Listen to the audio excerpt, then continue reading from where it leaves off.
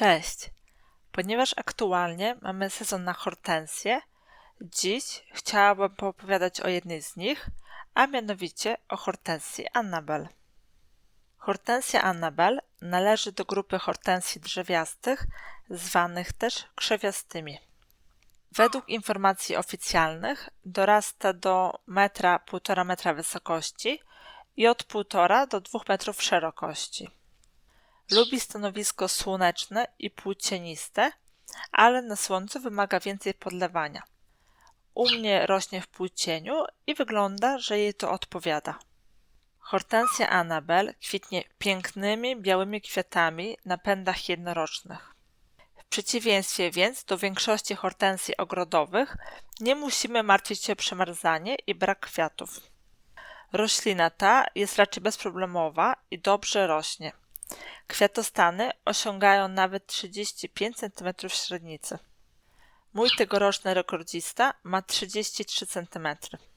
Niestety to prowadzi nas do wady tych hortensji, mianowicie często pędy nie są w stanie utrzymać tych pięknych kwiatostanów i przy dużym deszczu lub wietrze potrafią się wyłamywać lub pokładać. Tak mi się przytrafiło w tamtym roku, gdy burza zniszczyła świeżo rozkwitnięte kwiaty. W tym roku jednak mój mąż zrobił taką podpórkę do hortensji, która świetnie się sprawdza.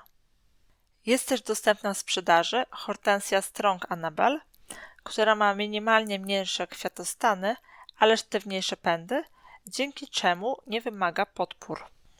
Hortensja Annabel rozkwita dość wcześnie, bo już na przełomie czerwca-lipca możemy cieszyć się pięknymi kwiatami.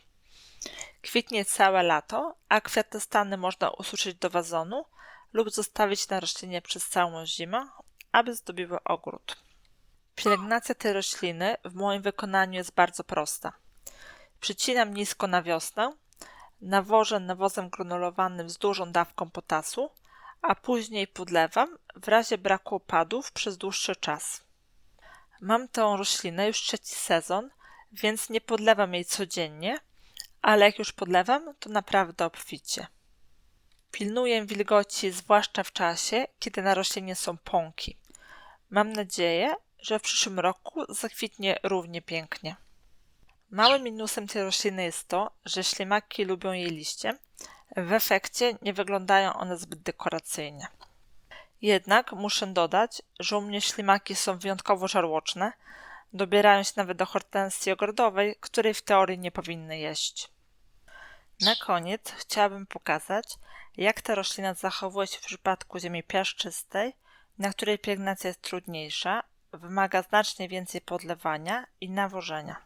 Zależnie od nawożenia i ilości wody, roślina może mieć różne rozmiary, jednak praktycznie w każdym przypadku kwitnie i zdobi ogród. Podsumowując, bardzo polecam hortensję Annabel, zwłaszcza jeśli macie ziemię, która dość dobrze trzyma wilgoć. Jej kwiaty początkowo wręcz świecą w ogrodzie na biało.